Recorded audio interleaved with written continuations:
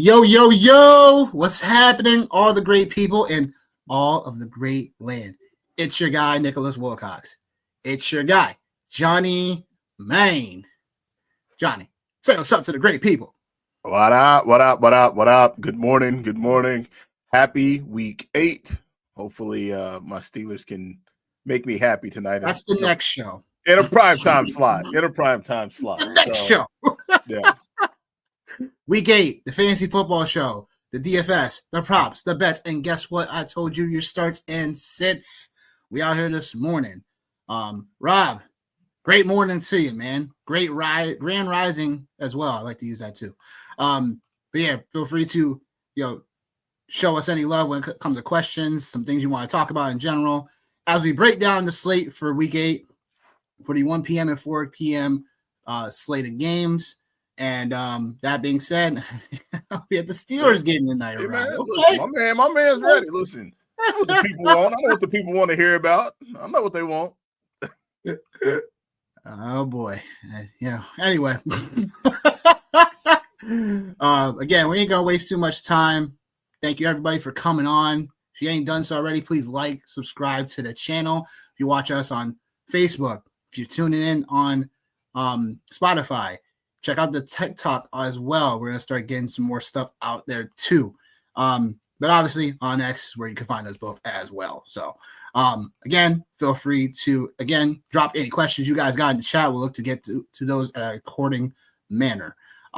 Diego, we'll get to that question in one moment, my guy. Also feel free, if you have another question to drop that as well. The first game we're going to get to, the Bills going to Carolina. The Bills getting 7 points going on the road. With an over-under of 46.5. John, just correct me if sometimes these things are changing as we're going. If I somehow don't get to it, just nudge me. But I would say Buffalo, again, getting 7 on the road, going to Carolina. The over-under is 46.5. So before we break down that, Diego, he's got a question about Rome versus Breece Hall. So Rome Odunze versus Breece Hall. I honestly was going to tell you, as a non-biased Jets fan right now, you go Rome Odunze. That's my answer for you. Rome Odunze is going to get a nice matchup against the Ravens, and we'll talk about that more later. But that's where I kind of stand on that. Where do you stand on that, John? Just two guys I like a lot today, just in the DFS space for sure. I'm just going to go a little bit different, man. I'm going to go Breece Hall in this one, and I'll kind of break it down for you why. Just quickly, obviously, man. I just think the Cincinnati Bengals coming off of a big win. Obviously on Thursday night for sure, and I think these are just typical spots where teams. Yeah. These are. I wouldn't go that far, but they got to win. But these, for me, I think these are just a lot of situations. I think as fantasy managers, you just have to pay attention to as far as teams and what happened. And so coming off of a big win, sometimes there can be an emotional letdown.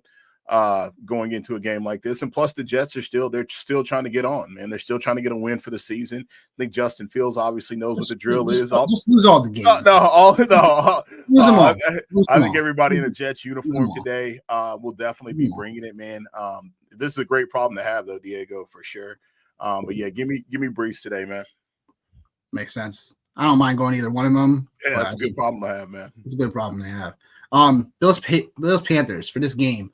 Bills coming off the bye, so they're going to be fresh going to Carolina. We talked about Carolina before, and I wanted to bring up their run defense, obviously, again.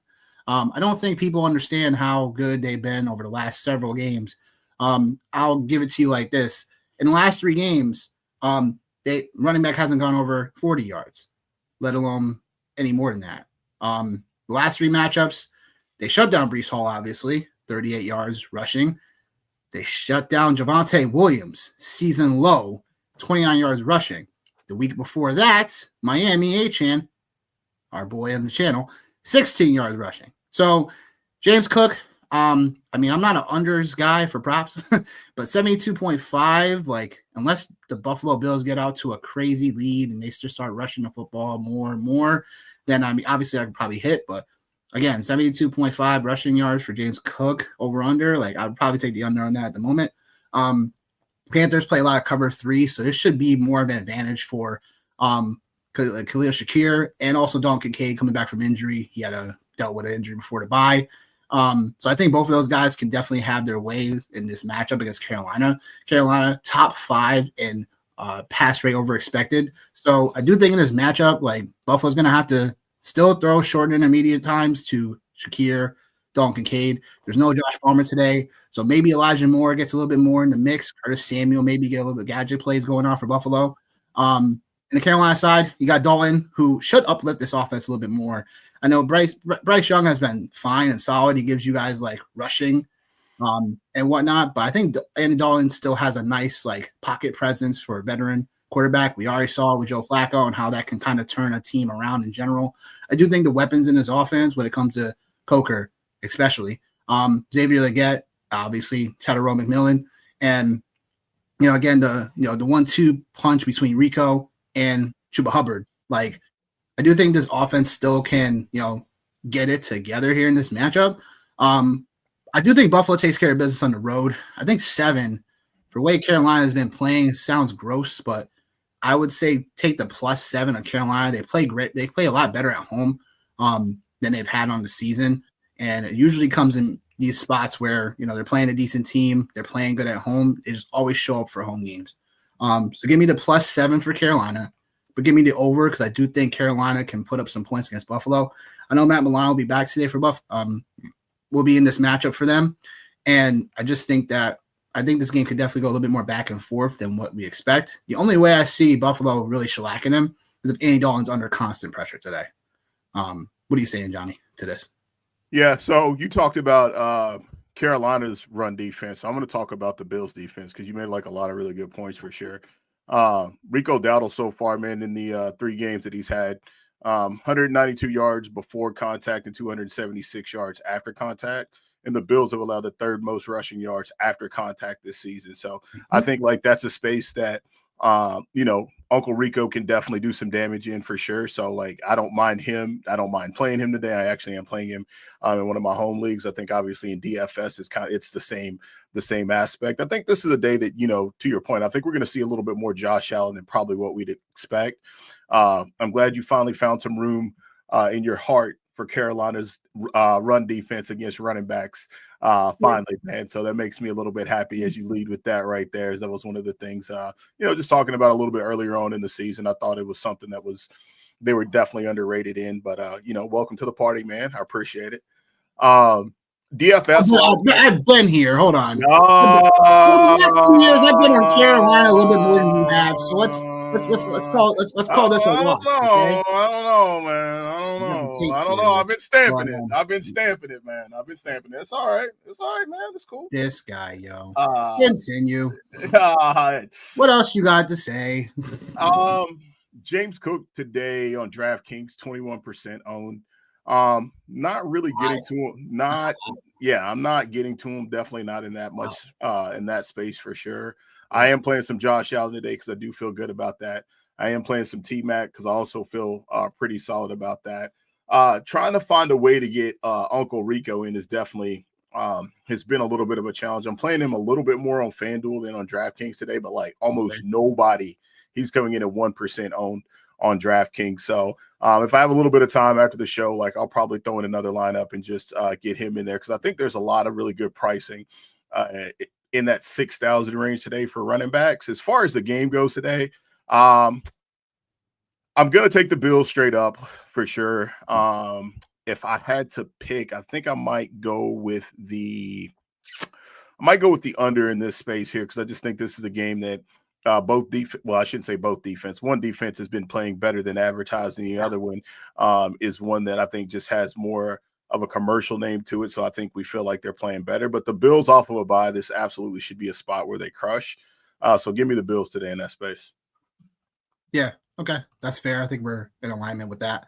Yep, Diego saying he agreed with the Breece Hall bounce back spot. It makes sense. He's the only weapon there basically left on offense. There was kind of only 2 in the beginning anyway. So this should be a game where Breece Hall should get peppered throughout the receiving game, stuff like that. So I have no problem with either one of those guys when we talked about that.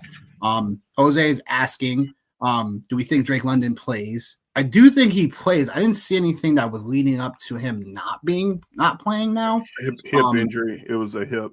And it's been kind of up in the air. I seen something this morning that said they're going to see how it goes once the game start, or when they get to the stadium and kind of walkthroughs and stuff like that right there. So it is something to pay attention to.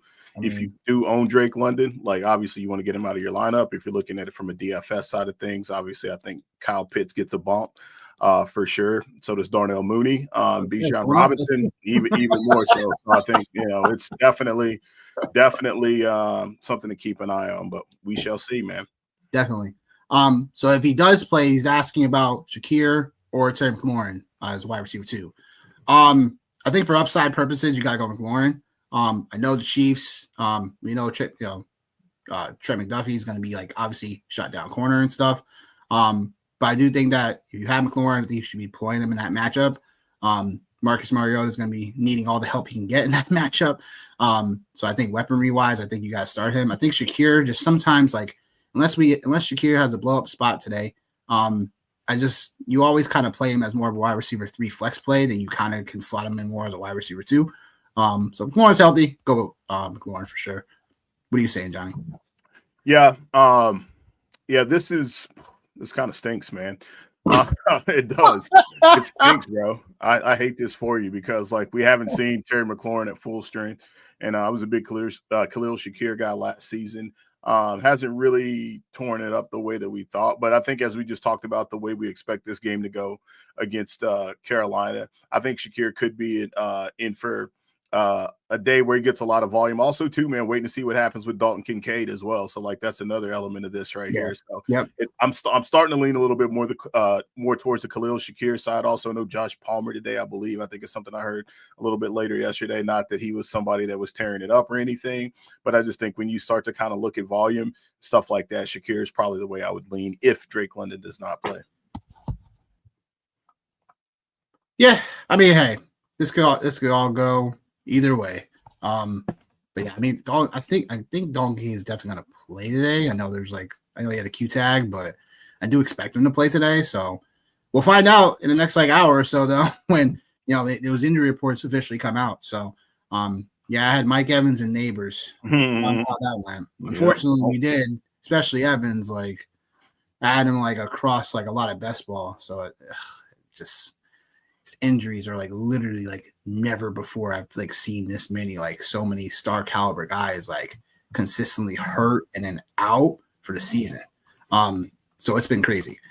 Moving on to the next game we got is the Browns and the Patriots. Browns getting 7 points going into New England, take on the Patriots over under 40.5. This should spell a game where this shouldn't be as high scoring in this matchup. Name notes. Obviously, Drake May has been lighting the world on fire. He has a league-leading 75% of his passes completed. 1,700 passing yards, and then 12 touchdowns and 2 interceptions on the year with a passer rating of 116. Look, Drake May has been lighting up the world, and it's just one of those things where the Browns have been really good against the run, so I do expect the Patriots to eventually start, airing the ball out a little bit more. In this matchup, I think when we're looking at it, we obviously know the Browns play a ton of man coverage, which leads to Mays leading the league right now in fantasy points per dropback against man coverage. So that's also going to lead to Diggs, Henry, obviously tight end day. So would be surprised if Henry scored a touchdown here. No, because he's on my bench.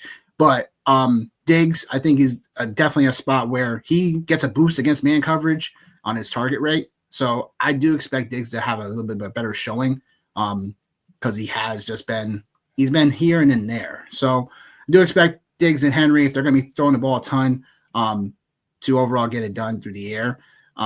Stevenson, Henderson, obviously, is just one of those situations where this is not a great matchup. So I'm just not really feeling that. For the Brown side of things, we got to make sure David Njoku's playing today if he is or he isn't. The Dylan Gabriel, we know he's going to be safe with the football and stuff like that. So it's just going to be a game where it should be a little bit more slow-paced.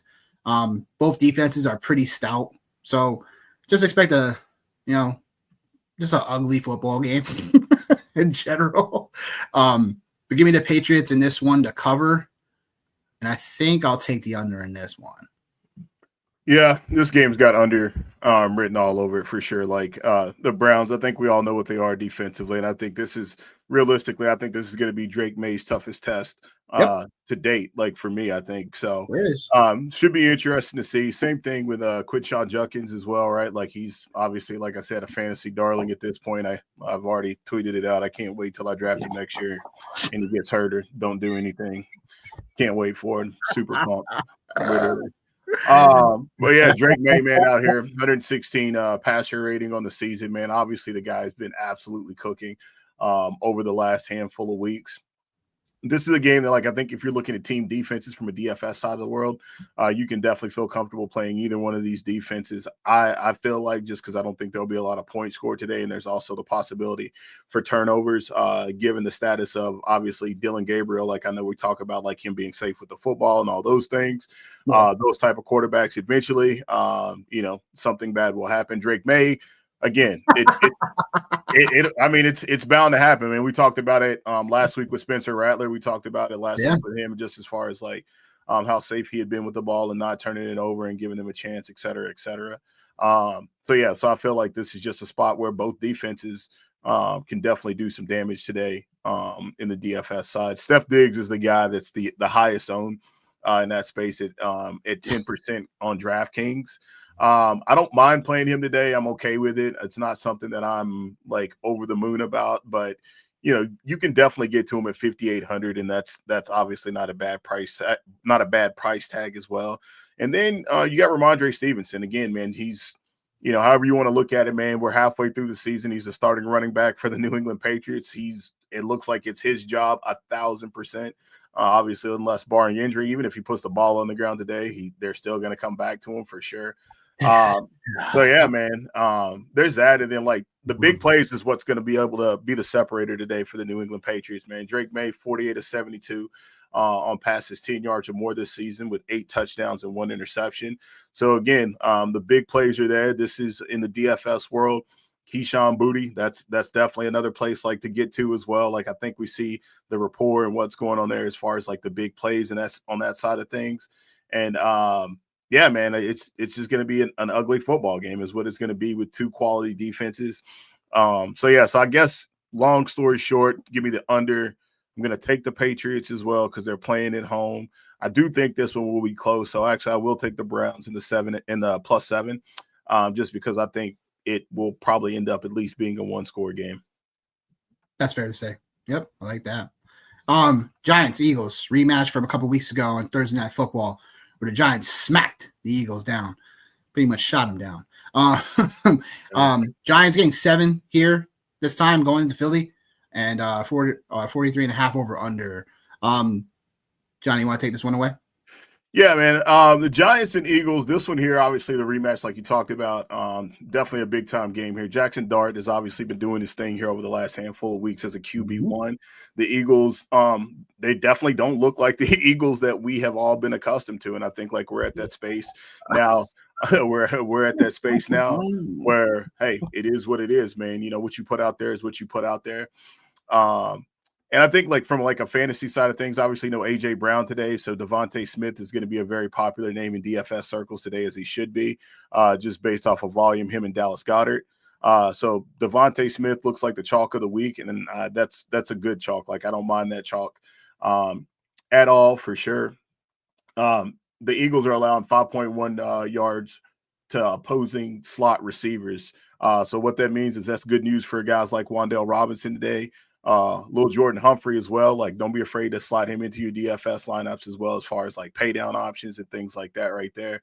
And then Ram Cam still out here doing his thing. So for me today, man, like this is definitely a tougher one. The Giants defense on most sites is one of the least expensive defenses to play. So I actually am playing a little bit of them, but the Eagles are obviously the offense that are the players that everyone is taking in this game. Like I mentioned, Devontae Smith on DraftKings, 30% at 5,900. Dallas Goedert, who's been having a surprise bounce back season, could be also some good chalk at tight end.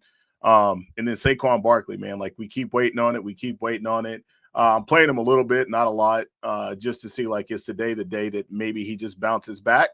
I don't know, man. I don't know against this defense because they've done a really good job just overall. And then again, Saquon, it looks like the burst just isn't there. So for me, I'm obviously gonna take the Eagles straight up. Is where I'm gonna go, and then man, I feel dirty taking the Giants +7, but I think like they have shown that they can compete with everybody in the league like at this point. So I think this is almost a free square. Might be the last time you get a free square on them as far as Vegas goes. And the Eagles looking for some revenge. So give me the Giants +7. I'll take some Giants defense in my lineups. I'll take a little bit of Wan'Dale Robinson as well. Yeah, maybe this game has sneaky shootout potential. So yeah, I'm going to go the over too as I talk about it out loud. I get it. I can see why you probably would go that way. Notes for me here is that obviously no AJ Brown, so DeVonta Smith becomes the alpha. Literally in 3 games and one that he left early. DeVonta Smith has been, I think, pushed at least 80 yards receiving. The other game that he left early, Dallas Goedert took over. So yeah, I think both of those guys are definitely in play when it comes to your overall DFS lineups today. And just note, like, obviously the Eagles are a little more healthier in this matchup versus when they played them a couple weeks ago. Jalen Carter back. That's going to definitely make things a little bit more easier for this run D for the Eagles, where they gave up 172 rushing yards against these Giants, and that was 98 to Scat, which he should have had 100. And Dart had 58 rushing yards. So Scatabo, he still averages only 3.6 yards per carry. So that's still something to watch out for. And then the other note I have is that the Eagles defense are, again, a little bit more healthier. Quentin Mitchell, if you don't remember, he left that game early against the Giants in that one. And when he left, it was bad because they let over 100 yards receiving between Kelly Ringo and who's the other corner?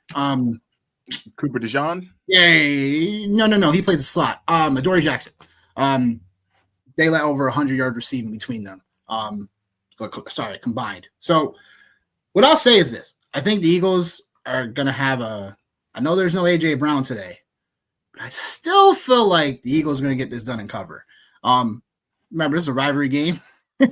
And there's also still talk about this. The Eagles their fans are always going to hear it. You're always going to hear it from them in terms of like, well, what the heck is going on? Especially how we got blasted by the Giants in the third, whatever, and they're down the road and this. They're going to hear it all the time from the media. I do think Jalen Hurts is still going to be very capable of getting this done. I think Saquon Barkley obviously is like, I wouldn't say the juice isn't there for him, but it's something that again like touches. He was a touches leader last year. Makes sense that right now he's not like officially being the best, but I'll also say the offensive line has been a little bit more banged up than they have in years past. So give me the Giants here to cover the 7. I like the over because I do think this could be, like you were saying, like this could be a potential one possession game. But I do think the Eagles are a bit more healthier on the defensive side. It's going to help things. It's going to help them both balance everything out. So give me the Eagles here to cover the 7, and then give me the over. Thoughts on Saquon this week? My thoughts on him is that I know the Giants play better against zone concepts for running backs. So this could be still a spot where Barkley may not be like Barkley of old. But I do think he's someone that, I don't know what his price tag is on DraftKings before I checked. But I do think he's still 76. Yeah, it's still pretty high. If Barkley was probably like, I thought we'd be getting a discount him today. But I do think that because Barkley also, like, from a DFS side of things, like he doesn't catch a ton of passes. It's not like he's Christian McCaffrey. Like he can catch passes, but they just don't utilize him and deploy him that way in Philly. So it would just be basically him getting there via the run for the most part, and then stealing a touchdown instead of Jalen Hurts. So DraftKings or obviously the price tag is a bit too high there. I still think you have a decent game today though. So obviously if you have him in your season longs, you're obviously starting him.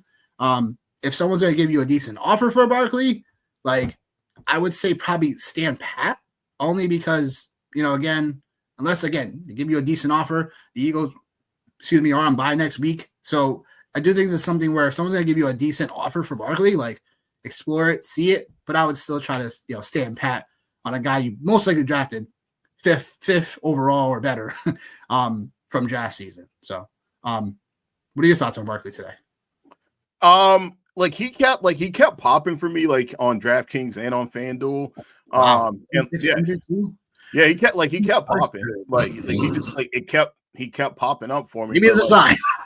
Well, no, like I found some ways, try to just find some ways to get away from him, because one of the things, like one of my takes like for this week is I'm just looking at things like a little bit differently, just as far as like I don't want to sound like I'm not paying attention to the price, but I'm just really kind of focused in on like the matchup itself. And I think like when you look up at the top, like the matchups up top for JT and Bijan, like those are pretty mint matchups. I think we know CMC is going to get a ton of volume. So like that's what's keeping him safe. But then like as you move down to guys like J.K. Dobbins, like specifically, who's like, I'm like, how are we not getting here to him in that space? And then obviously Rashad White is another guy that obviously pops just for his price tag. So I'm just looking at it like through that lens, as far as like, all right, like what are some other players that I can get to around that same price range, or maybe not the same price range, but has more upside and the price tag isn't as high. So like I'm playing Saquon in some spaces. But like he's not somebody that like I'm overly adamant about getting to today. Yeah, that makes sense. Makes a ton of sense. Jets getting 6 on a row. Wait, are the Jets at home? The Jets are not. They're not at home. They are at Cincinnati today. Okay, good. All right. But for some reason I was like, are they home? I don't know. Anyhow, Jets getting 6 points going to Cincinnati, over under 44.5. 0-7, the Jets. Yeah, all these injuries, stuff like that. Like, I can give Aaron Glenn a little bit of a pass in a way, but it's also like this defense, man, it's just taking too long to adjust to things. And now, you get, some amazing studs at receiver coming in, and there's no Sauce Gardner today. So Jets right now, they're bottom 4 in EPA per dropback allowed. And that just means that Brandon Stevens playing corner, he's having a solid season, but now you got to go against one-on-one against one of the best receivers in all the game, that's Jamar Chase. Literally coming off 23 targets when we saw him last on Thursday Night Football against the Steelers. And look, again, not generating a ton of pass rush either. It's just not a good spot for this Jets team, especially now going on the road.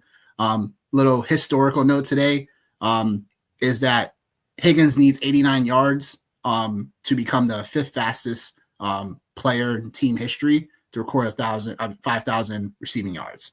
Sorry, that was Jamar Chase. That's Jamar Chase, by the way. And that being said, like, it's a spot where, yeah, the Jets are going to lose this spot. There's nobody offensively really that's going to be able to step up. Like Mason Taylor, like, if you're feeling cool about that, you got Tyler Johnson. There's no Josh Reynolds just got put on the IR. Like, this is just going to be, again, should be a Breece Hall show. But my goodness, like, I don't think it's going to be at any point to get them in a position to win the ball game. Notes for the Bengals side of things is that obviously, Jamar Chase, Higgins, Chase Brown, you're starting them all. Joe Flacco. Look, if you don't get any pressure on Joe Flacco today, then it's going to be pick him apart. I will say that, like, a ton of, like, where the ball goes is literally Higgins and Chase, and then everybody else gets a little bit of a piece of the pie here and there. So, yeah, look, taking the Bengals to cover at home. The over-under probably going to go under unless the Bengals score, like, 30-something points today. What are you saying? Yeah, I agree with, like, as far as, like, the players to target, obviously Chase is coming in at almost 30% after that just phenomenal show he put on against the Steelers. I mean, I guess you can call it phenomenal, but I guess that's what you do when there's 23 targets. Like, when you line up 10 yards off of the best receiver in football, like, I guess you could probably expect something like that.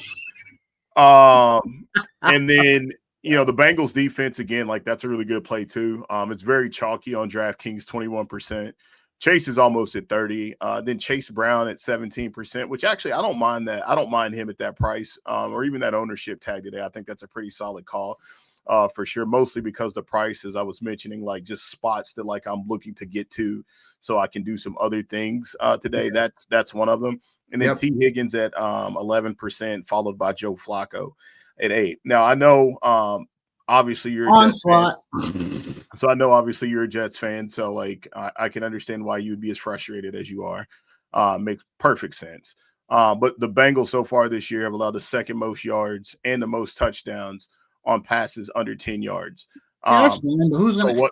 Who's yeah, I know. Listen, hey man, I know. I listen. I know. I get it. There's nobody out there today to catch passes, but you know, if there's a place and there's a time, like today's the time, today's the place, and if we're talking about Breece Hall and him, you know, getting the work and all those things, one would think that he fits into that category as far as being able to catch passes under 10 yards. So I think there's that. Another reason why leaning towards Breece Hall today, the Bengals have allowed 1.4 yards before contact on design runs in the NFL. That is the third highest in the league. So again, more reason why to be looking towards Breece Hall in that space. So I think like for me overall, man, I'm cool with playing a little bit of Breece Hall today. Actually, I am playing a lot of Breece Hall today. I'm playing a little bit of Justin Fields today because he's not owned, and I know it has been an absolute nightmare and a disaster for him so far this season. But like with a lot of the other quarterbacks that are on the on this slate, mobility is kind of questionable. You can move down the slate to get the guys like Snoop Hundley and other things like that right there. But for me, I'm just going to take the chance and play a little bit of Justin Fields today. There are some spaces where I have stacked up Flacco and T. Higgins and Chase. Like I don't mind this spot at all today from like a DFS space. I think like it's a pretty solid spot. A revenge game for Joe Flacco as well. Ex-Jet, although he's played for like 11 teams, so pretty much half the league is a revenge game for him. But I'm going to take the Bengals to win this game because I find it really difficult not to take them, but I would not be shocked if the Jets found a way today to be able to hang in this game. Probably still going to lose it. Don't get it twisted. They're probably still going to lose it, but I feel like they should still be able to hang around this game today, because if there was ever a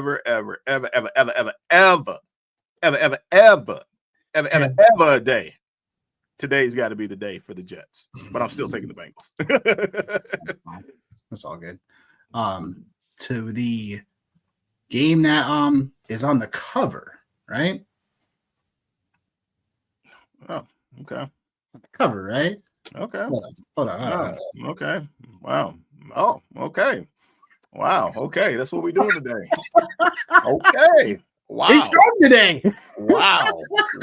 You started there, right? Yeah, I listen, I know that, but like this is not what I was expecting from you today. I know not what I was expecting. Not what I was expecting. Halloween, you know what I'm saying? Wow. Like, ooh, wow. boy. Kirko. But yeah, Kirk Cousins starting today for the Atlanta Falcons. Dolphins getting 7 on the road going to Atlanta. Over under 44.5. I think in this game, who we got to talk about? Wow. Ron Achan, obviously.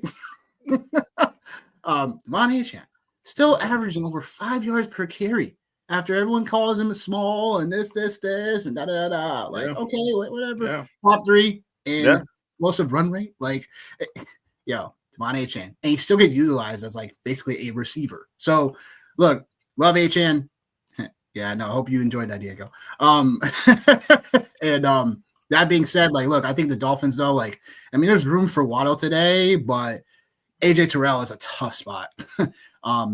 Could probably follow him all over formation today. And we all know Atlanta's defense has been pretty stout for the most part.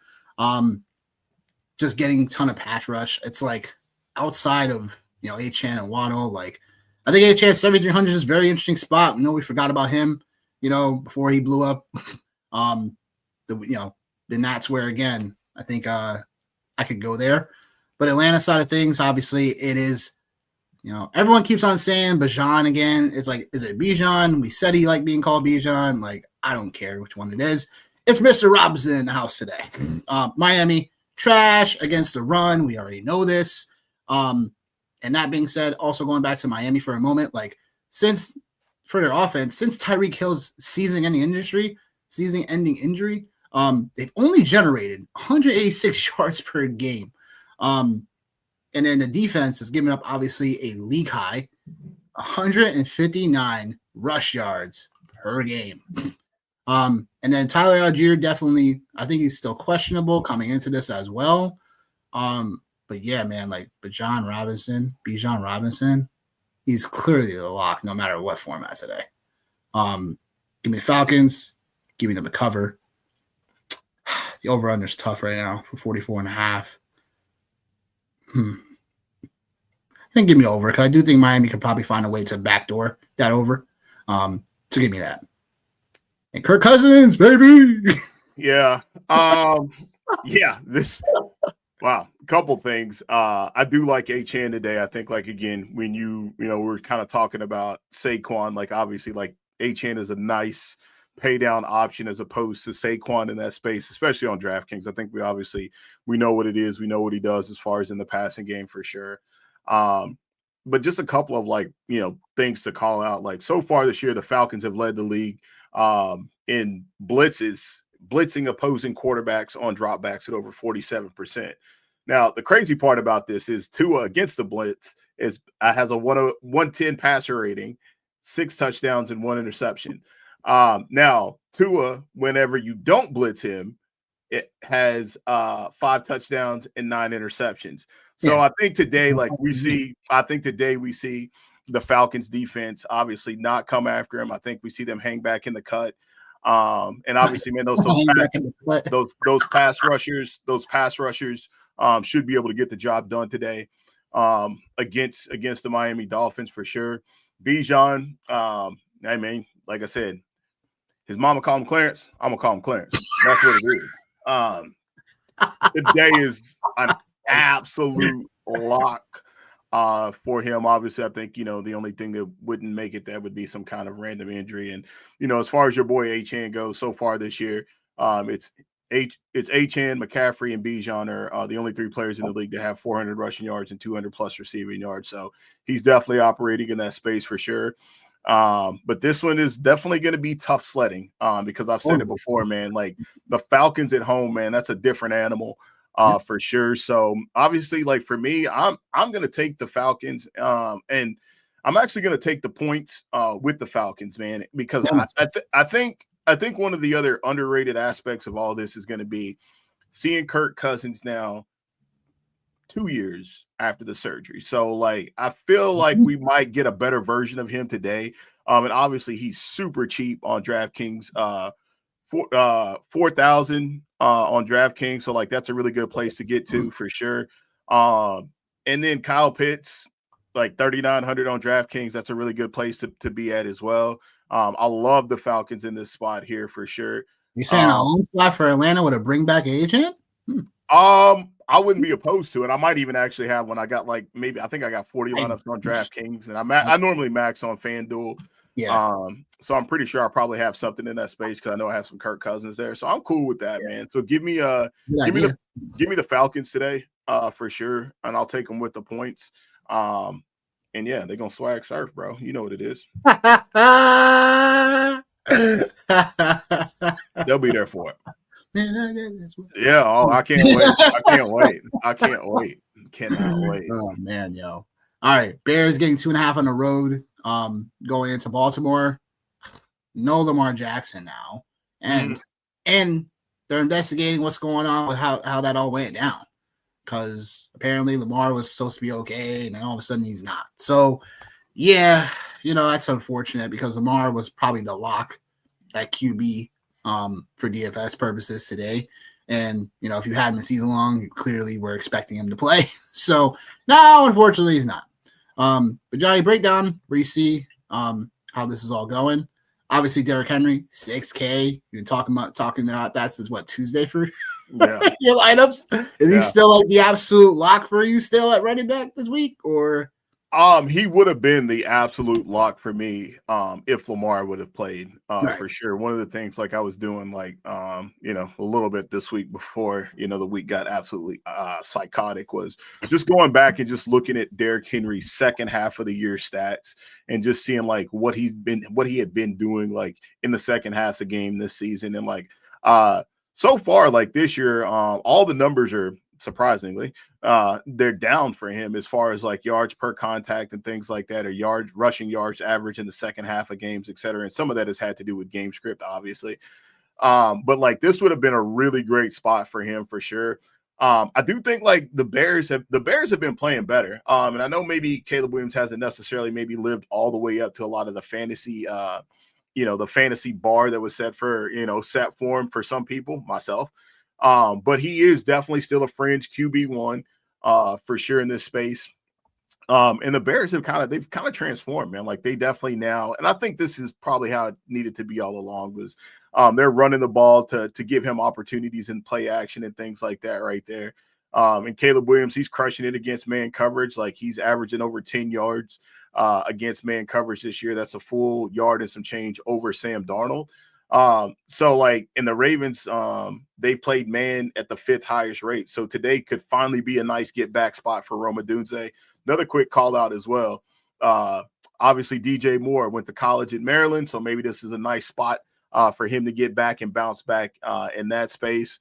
Your guy, DeAndre Swift, could be a nice game for him. But I'm a little bit more hesitant about him today because I think again, like, there's a difference when you have bad teams with injuries versus good teams with injuries. And I still think, obviously in this space here, they're holding out some hope that if they can get this win tonight, they play on Thursday Night Football, which is also something else to keep in mind for Devon Achane and Derrick Henry as far as workload today. Like I think traditionally and historically, like we see some teams, if they can try to, minimize the amount of work that running backs get if they have the short week. So that's something else just to kind of pay attention to and to think about like when you're in the DFS space today.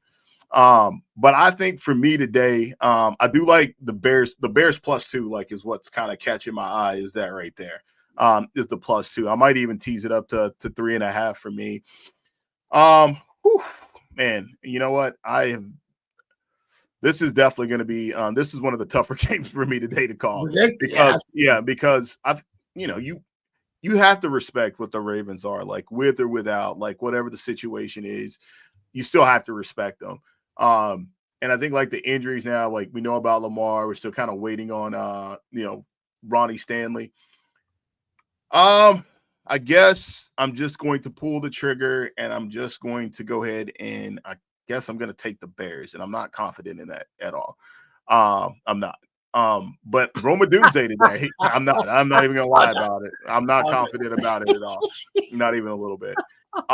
Rome Odunze is the guy today, man. 5% owned on DraftKings. Caleb Williams, obviously, at almost 3%. And this is one of those situations, right, where like the stats can tell you all kinds of crazy things. They could tell you that like the Baltimore Ravens have been terrible, terrible, terrible, horrible, no good, very bad. Yep. But they also again, but also too, like they also are playing for something. They also are playing for something, and we've seen how they played against the Rams. Who the Rams are a quality opponent. However you want to look at them, I would probably say the Rams are a little bit better on defense. I would almost say, from some aspects, they're almost like a better version of the Bears. Like obviously they have 10-year quarterback. They have 2 really great wide receivers on the outside. The run game can be a little bit shaky at best here and there. Defensively, they're pretty solid. It looks like it's a pretty similar formula that the Bears are trying to emulate.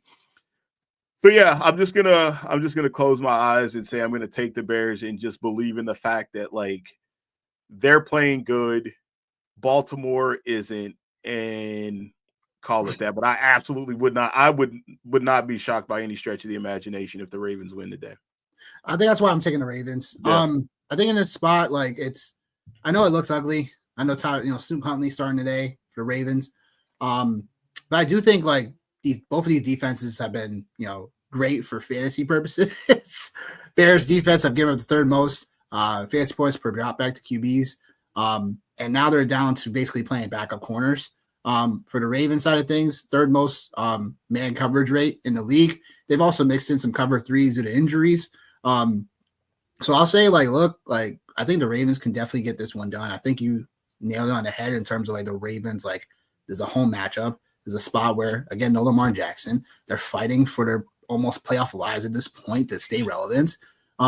If they lose this one, it's basically like, all right, like, it's almost over. I think Derrick Henry still provides a great nucleus to start this this offense with.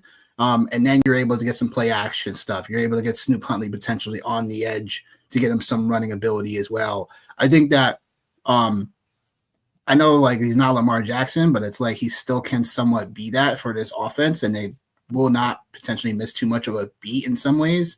Obviously, Snoop Huntley's not, he's not the air raid quarterback or whatever, anything like that. But I do think he could keep things on schedule. And I do think the Ravens, I think this line's a little bit too low. I think the Bears should probably be a little bit more close to being more favorable.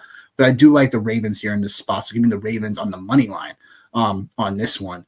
And the over-under should go over because, again, these defenses, like, again, the Ravens, like, we all know they've been pretty trash. They are a little bit more healthy right now than the Bears, though. So, but I expect this game to be a sneaky low over-under, like over-ish matchup where I think the field is not going to be, like, taking so much love into this one.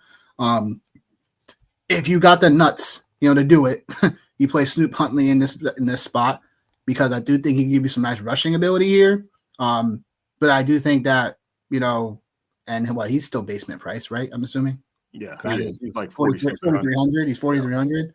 Like, no, I mean, in a perspective of being GPP like minded today, like Huntley at 4,300 is like, his rushing ability and stuff like that too. Like, it could happen. But yeah, give me the Ravens here. Give me the over. Niners, Texans. Talk about familiarity. D'Amico Ryans, playing against Robert Saleh today. Obviously, Kyle Shanahan. Obviously, all these guys know each other. So this should be a spot where there's injuries, obviously, here. No Nico today. Man, talk about just more perennial guys not playing today. On a week, we have 6 teams on bye. So now we're down to Dalton Schultz and Jalen Nolan and Jaden Higgins, who I've been waiting for Higgins to kind of show his face today, or this year in general. Hopefully that happens. Maybe not. Niners side of things, obviously George Kittle back from, for second game, him coming into this one. And I do think this is going to be a game of chess, right? This is going to be a game of, offensive line, classic offensive line versus defensive lines in these ones. And the Niners are going to have a little bit of an edge in this one in terms of that category, but the Texans defense overall shut down for the most part, like on all levels. Obviously I think they, we're gonna have a decent pass rush as well. Here in this one, the secondary obviously looks really good.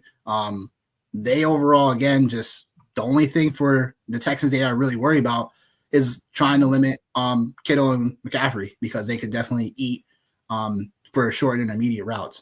The Texans, though, have only allowed 4 passing touchdowns on the year, and that's the NFL's best. And they are 4th best in passing yards per game, 179 passing yards per game. So I expect this game to be a bit more uglier, potentially field goals involved more often than not. And because of, again, this is going to be a chess match. Both of these teams, coordinators and head coaches, they definitely know each other. So it would definitely just be in terms of execution who's going to come out better. Give me the Texans in this spot. I like Stroud when he's at home. He overall just plays a lot better at home. I've said this. He's just one of those guys that the home road splits. He's just a lot better at home. So give me the Texans in this spot. I do think they have the better defense overall. And I expect them to showcase that today. And again, Mac Jones, he's been fine, but it's still like there's still like, again, it's not like the outside stuff. It's like going to be clamped. So now it's just, again, short and intermediate throws, or hopefully Kendrick Bourne makes a big play today. Like there's just a lot of things that I'm not liking for the Niners side in this one. So give me the Texans here, straight up. Okay. Yeah, man. I really want to take San Francisco so bad because I just like I Why? feel because I just like I feel it. Like Oh, I gut just feeling? Okay. yeah, I feel it. But even like wanting to like looking at this, like you talked about the Texans defense, like they're the number one scoring defense in the NFL. All right, so I'm like, yeah, don't really matter, man. Like I still feel It doesn't really matter. yeah, it don't really matter, man, because I still feel like their offense has been so putrid that it offsets like what they've done defensively, because that is a real thing for the Houston Texans for sure. But then it's like, all right, well, Mac Jones, we know CMC, we know what it is, healthy Kittle. And then I get this stat here. Kyle Shanahan, 1-4 in his career as a head coach or offensive coordinator when facing the number one scoring offense in week 8 or later, including the playoffs. Have no choice but to take the Houston Texans now. Have no choice but to, right? Like this is one of those, got no choice. This is what the data is showing here. This is what it's showing, right? It's just showing that. So yeah, I guess like I'm gonna take the Texans today, but I will definitely take the Niners and the points for sure. In any type of parlay, because I do feel that strongly about that. The other thing too is just Christian McCaffrey, man. Like, yeah. Like, and I think that's the thing that like in my head, I'm like, this could be a spot where like he could kind of like, get back up into the. It's not that he's been in the bad graces of fantasy managers. Here we go. Can't wait for this one. This one better be earth-shattering. Talk about news. Well, it's better be good. Drake London out today. Okay, that constitutes breaking news. I will give you a gold star on that one. That constitutes breaking news. That constitutes breaking news. All right. I'll give you that one. That's breaking news. Yeah. All right. Glad we got the Johnny Marable approval on that one. I mean, listen, it ain't my fault, man. Breaking news. Rams are up $35. But yeah, I guess I need to point this out now, I guess, because I had Darnell Mooney over 3.5 catches. So hopefully someone can get out there and get that real quick. Obviously, Darnell Mooney is someone that will be a beneficiary when it comes to moving the football. So I'm seeing stuff still you could potentially get. I got that more on FanDuel than I did DraftKings, because DraftKings was, they knew what was up, unfortunately. So I think that probably goes out to at least like, I think if Darnell Mooney goes up to another catch or two, like for 5.5, I probably may still want to take it, but I just want to put that out there that I did put 3.5 for Mooney already. Because even without Drake London, he was still even with Drake London, he was still getting some usage in this offense in general. But yeah, so we both want, so we're both taking the Texans here, and you like the Niners to tease up to 3.5. Right? Yeah, that's what I got to go with. That's what I got to go with for sure. And quick last piece here. Schultz is actually one of the more chalkier tight ends today. He is 22 and some change for ownership. Then followed by CMC at almost 16. And George Kittle under 10%, which I think this spot has George Kittle written all over it. Other than the fact that it's National Tight End Day, this is a spot where they're going to need their best players today. He is at it, I think, coming off of a 0 catch, 0 yard performance. I think this is it's got George Kittle written all over today. Yep, sure does. Bucks, Saints, start of the 4 o'clock games. Take us away, Johnny. What do you like? This game right here, obviously, man, like ultimate pace spot again, like with the Saints. Like, we say that every single week as far as like with these guys for sure. Oh, here we go. Can't wait. Yeah, exactly. Exactly. Thank you. Yeah, thank you for showing yourself restraint. I appreciate Matt Milano is out for Buffalo today. Again, earth-shattering news. It is. He's the heart blood of their run defense. The heart blood of the defense. You heard it here first. The heart blood. There you go. Bret Hart. Maybe some of my best ones on the fly. Owen Hart, Bret Hart, or Gangrel. What, the heart of what blood? We'll see. David Njoku active today. All right, that's all right. David Njoku's active today. Yeah, man. Yeah, Buck Saints. We also have a kicker we could use too, man. I'm just start interrupting you, man. So you take your train of thought, man. Yeah, so Baker Mayfield, man, today in this spot, like obviously a really good spot, for him against the Saints defense here. Playing inside the dome, man. Saints, again, they've been very, very, what's the word I'm looking for?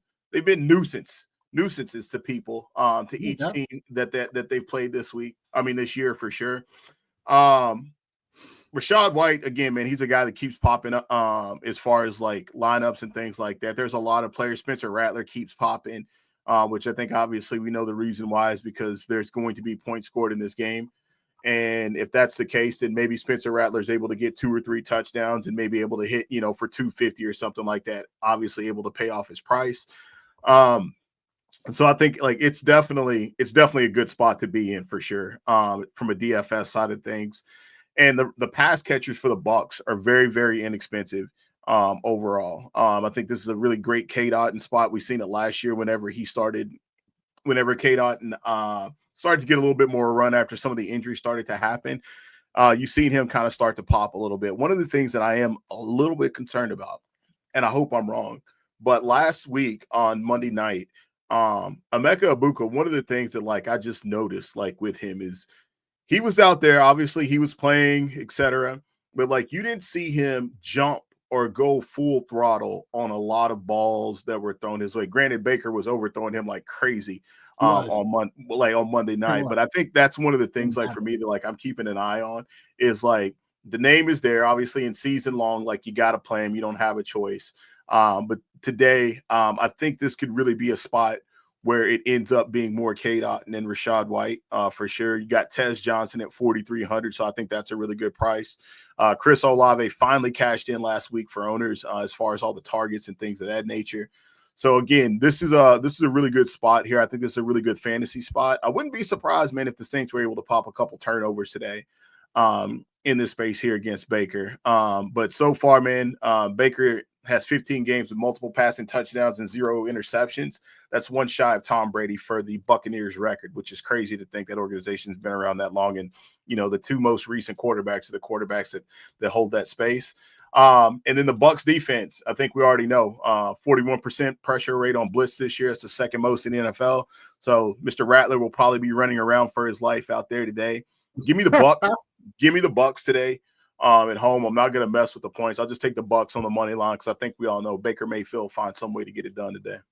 Oh yeah, totally. I'm agreeing with you. Sorry, my bad, bro. It's all good. Yeah. I think the Bucs I'll take for the points. I know they just didn't have the best showing against Detroit on Monday night, and I think that the books still like them even here on the road as a 4.5 fave. So I'm gonna get the Bucs here. Like you said, the Saints have been a nuisance, but they still are a top 5 defense in allowing passing yards allowed. So there's still a defense that, again, we're not afraid of, and we all know Baker Mayfield does, baby. He throws the football, so it don't matter who's in there. So give me the Bucs in this spot. I do think they're primed to have a bounce back spot. We know their division opponent here coming in, and it's going to be a lot of chit chatting going on. But I do like the Bucs here to cover in this spot. Again, give me the over because I do think Spencer Rattler can find a way to get the Saints to get a few more points on the board and to that nature. So to a crap game, basically a game that so highest spread of the week. Titans 14.5 going into Indy. Over under 47.5. We know the Colts have been awesome, and again, I think 14.5 is a lot for this spot against the division opponent. So I'll quickly say that the Titans. So gross to say, but I like the spread 14.5. Because I just think that there's something to this offense that we know that was there a little bit. It's obviously got away from them. It's just one of those spots where division opponent. It's more of this gut feeling than anything else. I think Cam Ward can be in a spot to just at least be competitive. We know the Colts secondary is still injury ridden like crazy. So we know we can beat them through the air that way. But again, it just feels like, for me, like 14.5, like on sense, like I know the Colts can definitely cover that, but I just think this spot for the Titans, I do think that where we need to find out what Cam Ward truly has in his wheelhouse. And I'll find that out really in this one. Because now we got a different offense and a new system. We want to get more comfortable, stuff like that. So I do like the plus 14.5 for the Titans. As far as the Colts side of things, like we know what we're about to talk about, Jonathan Taylor. Titans right now, 5th worst defense in the league when it comes to EPA per dropback. And obviously the Colts lead the league at both EPA per play and points per game. So, yeah, like I said, this thing about the Titans, I'm ready to be burned by it. But I do think that, the Colts get this one done easily. It's just all about how many points they score. And then Taylor, 9,500 on DraftKings. Like, he's definitely starting to get there. The whole thing with Jonathan Taylor, though, is that, like, he has 3 touchdown upside. So it's like 9,500 for Taylor. It's like on a slate where I think we can still get a little bit more cheaper in other places with tight end, our third receiver, essentially even at quarterback. I do think you could jam him in to lineups today because, again, I don't think Jeffrey Simmons is even playing today for this Titans defensive line. I got to double check that. But Johnny, am I in agreement? Is that crazy for the 14.5? Yeah, he's out. So crazy by the 14.5. Got it. Yep, you are. Yep, you are. You're crazy. Yep, you're definitely crazy. I know. Yep, that's okay. That's all right, man. That's all right. Because I mean, one of the things that you'd mentioned, and I won't keep data dumping for sure, but just okay. Just in a box, Cam Ward is not very good against pressure, and the Colts since week 4 or week 3, they've got the 4th highest pressure rate in the NFL. So it is a disaster waiting to happen for Cam Ward in this space. So I think that just kind of sums it up very briefly about the 14-point spread. I think we obviously know about Jonathan Taylor and what it is that he's done all season long. The Titans have not been stellar against the run. So again, another disaster waiting to happen for sure. Vanilla Vic still, baby. Still living his best life out here, man. Still living his best life out here. And then if they do have to, because Tyler Warren, I'm pretty sure a lot of people are kind of getting to him at 12%. So I just don't have a ton of him today, which makes me a little bit nervous because I think we know what he can do for sure. But through 7 weeks, Tyler Warren and Daniel Jones have 439 yards combined, obviously 33 of 45. That's 3rd most in the league amongst any receiver and quarterback duo. So he's already one of the best pass catchers in the league. So makes me a little bit nervous not to get to that as much as I probably should, I think maybe with Drake London being out, once the show's over with, I can maybe go back and maybe just try to throw some Tyler Warren into some of those spots. I know obviously there's no correlation there, but still just to get there, I think is something I'm going to be thinking about. So so give me the Colts. I ain't messing with the 14.5. I'll let you can have that. But I'll just take the Colts. I'll just take the Colts. And this one, I think, can get there on the over. And I think it can probably get there with the Colts scoring at least 30 points or more for sure today. Yeah. Moving on to the sizzling matchup of the week from over-under perspective. Cowboys getting 3.5 on the road going to Mile High take on the Denver Broncos. Over-under 50.5.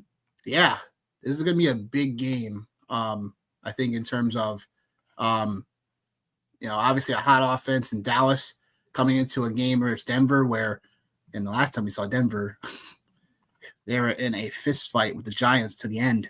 That about a lot of teams with the Giants. I know. Yeah. That's true. But, yeah, look, I mean, Denver's still in the season, still allowing 3rd fewest yards per game and the 4th fewest points. So the Denver offense has been better as well. 347 total yards per game. So I think in this spot, I'm going to take Denver. And I do think that I know last week was, again, weird in terms of just how they were just, not being able to take care of Jackson Dart and company. And then it gets down to the last bit of the game. But now to get a Dallas offense that, again, should be coming in scorching hot. Dak Prescott been playing hot football.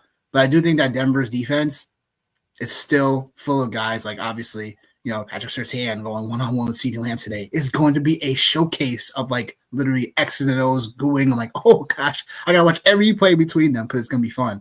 But then it just comes down to the other guys in Denver. How are you going to take care of George Pickens? You know what I'm saying? Will Riley Moss come out there a little bit more? Will there be more safety help today for Denver with McMillan? It's like there's a lot of ways this could get, the over for sure. But give me Denver in this spot straight up on the money line. I do think that Denver finds a way to get this done. They are a bit more balanced team. They are a bit more complete. I just think Dak on the road, he still can show up in ways that are not good based on historically. So give me Denver on the road. I mean, Denver at home. The 3.5, if it's 3.5 still, I'd probably try to tease it down to 3 just because, again, Denver has found ways to just screw things up late in games. So yeah, give me Denver here. What are you saying, Johnny, to this showcase of matchups this week? Yeah, man. I don't even think it's even like, honestly, I don't know. Maybe I'm just a hater, and that's possible too. But I just don't think it even I don't even think it's even that close, man. Like I think the Broncos win this one going away, man. This is a space that I've DFS wise, man. I have so much J.K. Dobbins, so much Cortland Sutton today, so much Bo Nix, so much Troy Franklin, so much Marvin Mims. I have so he's got the onslaught spot. I have so much of these guys today. I have so much of them today. And maybe I'm I don't know what I'm missing.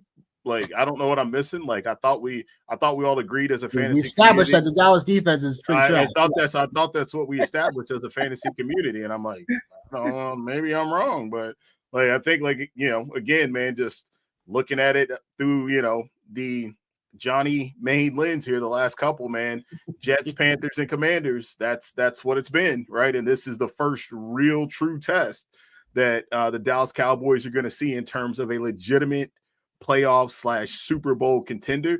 Yep. And I know hey man, it's one of those things too where I look at it and say, all right, well, I like the over. Long story short, the Dallas pass catchers are very expensive to get to. I am playing some CD Lamb in some of those spots. Obviously, I got a touch of George Pickens here and there. Javonte Williams revenge game. I think he's just gonna have to sit on the sideline and be big mad because I don't think it's gonna. I shouldn't say sit on the sideline, but I just think he's gonna have to be big mad because I don't think Denver is gonna let anything like that happen today. Dak Prescott, a lot of people aren't playing it, so which is weird because in my mind I'm all right, well, if Denver is going to win, then that means that Dallas is going to be throwing. But if Dallas wins, then that means that Dak's going to be throwing. So it seems like a weird, I don't have a ton of Dak either, but I'm just thinking to myself as I'm sitting here, I'm well, that's kind of weird. All right, so maybe we just expect the Broncos to shut out this potent offense that's been, thrashing people, right? And maybe, I don't know. But I do know I like the Broncos a ton in this spot here. For sure. I love Cortland Sutton, man. On FanDuel, almost nobody's playing him on FanDuel. But on DraftKings, he's coming in at 14% owned, which I think is probably still grossly underrated or underowned, I should say, just for what Dallas does defensively. And so give me, like I said, man, give me all of the orange today, man, out in Denver. I'm taking it all. And I'm hoping, obviously, everything goes well for me today with the Broncos onslaught because that's the place that I'm going. Because for some reason, it felt like the rest of the fantasy world said, "Nah, man, that's not where we want to go." So I'll go there. Makes sense. I'll go there. Yeah, that makes a ton of sense for sure. I don't know why. Yeah, I'm surprised. Projection wise, for ownership is a little bit, wonky for Denver. Especially because they still put up over 30 points, you know what I'm saying, in that contest when they were down however much. But I think if there was a place to get off of, I think the place to get off of would be, and this is going to sound fucking just crazy, but getting off of Denver's defense would almost make more sense to me because Denver has been in games with teams that they had no business being in games with, in shootouts. And some of that, Bo Nix, he'll start off slow, and then you'll look at the stat line. You look at the box score, and it's 275 yards, 4 total touchdowns, 1 interception and 1 fumble. But he's getting there, so I think it's just one of those spaces. And I'm even getting a little RJ Harvey, man. Even in some of these instances too, because I think that's also a thing too, where unlike some of the other rookie running backs that were kind of bunched together, he actually is getting some kind of run. And if there was ever a time or a space for him to pop off a couple of big plays, it's against the Dallas Cowgirls for sure. Yep. Yep. And yep. What did I say? So now, went through all the games. Now it's time to go over the Knicks prop shop. 52-37 on the year. Year to date, 59% of bets have cashed. So looking to get this to at least 65, like trying to challenge myself for sure. Obviously, 50% is, decent. Going close to 60% is pretty decent. But we want more, we're going to get more. So that being said, your core 4 bets for week 8. I'm going back to the well on Dallas Goedert, 5 catches or more. Look, in a spot where we have no A.J. Brown now, Devontae Smith's going to obviously be the focal point, but Dallas Goedert, let's not forget about him. He's had crazier, good performances this year, even with A.J. Brown in the lineup. And now we're getting a nicer matchup against the Giants here, where this should be a game where, things could get a little bit more back and forth. The run game for the Eagles haven't been the best. So definitely give me Dallas Goedert here for 5 catches or more. Jamar Chase, over 85.5 receiving yards. Obviously, a performance where he just came off 23 targets. Like, we're only getting a nicer So the line I took this game, when we took this line for Thursday Night Football, week and a half ago, he was at like 70 yards. Like, now it's at only 85 yards. You're telling me no Sauce Gardner today? Yeah. Jamar Chase, this should be an easy spot to bounce back on for the core 4 bets. Swift, over 54.5 rushing yards. Look, so I put this on one of the Discords this week with Swift. This line didn't even move a muscle from the week before. And you're telling me we're getting this line again against a Ravens defense that we know has been pretty trash. They allow 110 yards rushing yards per game. So give me Swift in this spot. He did this in 4 of the last 6 matchups for Swift. And I know he was questionable coming in, but he seems to be a good to go now. So definitely give me DeAndre Swift here for over 54.5 rushing yards. And lastly, Darnell Mooney. Gotta double check what his spot is now because of obviously the Drake London news. I was gonna play this before the London news, and just apparently it came out live on our show. But the 3.5 was on FanDuel.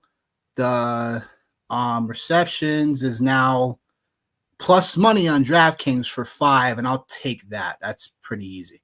Miami's offense, we all know they've been getting gashed by the run. But again, with Kirk Cousins under helm, he should have more of a clean game to get Darnell Mooney the football, Pitts the football, and obviously Bijan Robinson out the backfield too without Drake London today. So 3.5, if you were still able to get that, congratulations. But I'd still take the 5 or more catches. And if you're getting that plus money, even better. T. Higgins, talking about now the other plays and bets today. T. Higgins over 55.5 receiving yards. So going back to my note, Higgins does in fact need 89 yards receiving to become the fourth fastest receiver in Cincinnati Bengals history to have 5,000 receiving yards. So this is a spot where I do think that Cincinnati, I think with Flacco under center, I keep on throwing. I doubt they're going to be rushing the football a ton. And obviously, we said it earlier, Higgins and Chase are the focal points of getting the football through the air for the Bengals. So give me T. Higgins as well in this spot, along with Jamar. Woody Marks over 17.5 receiving yards. He did this for us on Monday night, baby. And I think that in the spot where I do think San Francisco and Houston are going to go a little bit more back and forth. Might be a little bit more slower paced game, but obviously no Nico Collins in this spot. So, again, him getting this low of a line is a little bit, travesty to me. I think this should get a little bit more to like the 22, 23 receiving yards. But Woody Marks is the guy that they do use outside of Nick Chubb. So he is more of the scat back, the receiving back in this offense. So give me Woody Marks in this one for this line. Zay Flowers, over 45.5 receiving yards. John's favorite person. Zay Flowers, he's only not hit this line once this season. And obviously now with Snoop Hundley in the lineup, I expect the Ravens offense to still be run first, but also find ways to, attack the short and intermediate routes for the Bears. We talked about it earlier. The Bears corners are already down to like literally their 3rd and 4th corners for this upcoming matchup. So I do like Zay Flowers. His line's a little too low, especially come off the bye. Roma Dunze, over 55.5 receiving yards. Same here. In a spot where, again, both of these defenses allow a ton of yardage. overall, we're expecting Caleb Williams to step up. I do think Rome Odunze has still been the guy that he's been favoring the most this season. So I do like Rome Odunze. I do like the bounce back spot here for 55.5 receiving yards. And lastly, DJ Moore, 38.5 receiving yards. Line's just too low for a guy like DJ Moore in a spot where I think Chicago can still find themselves in a neutral point in the game where they keep on throwing the football. Because I do think the Ravens can find themselves, again, at home in a desperation spot. They're going to look to play their best because they still have playoff aspirations. So give me both Rome Odunze and DJ Moore for the receiving lines as well. So, yeah, that wraps up for the bets. If you guys got, check out, the X, again, can't say it more, a plus 9,000 hit, week and a half ago. And, we're going to keep things rolling, looking to get this record up a little bit more. And yeah, that being said, Johnny, I'm going to ask you. Kirko Chains time, baby. Woo, woo, woo, woo. Unbelievable. Any final thoughts before we let the great people go and make their lineups, their changes, their bets, their picks, their going to the bar, all that? What do you got for us? No, man, I gave everybody everything I had here today. Like I said, man, I'll just end it saying, last week had a killer week. I had two games I lost last week. Right? Yeah, two games. So I think, hey man, I gave you what I think here today. So obviously feel free to take those picks like straight up on the money line or, in your local pool or whatever. And I think, let me make sure I give you guys my survivor pick too, because actually I get a survivor pick of the week. Survivor pick. Actually, listen, I stand on business. My survivor pick, Denver Broncos. There you go. So I think there's that. And like I said, my survivor picks the Denver Broncos. Like I'm all in on the Denver Broncos on DFS today. Like, let's do it. Let's do it. Yeah. I like it. I like it. Fuck them Cowgirls. Love it. But yeah, we will see you guys later this evening, 7:30 p.m. EST, where we go over the Sunday night football matchup between the Packers and the Steelers.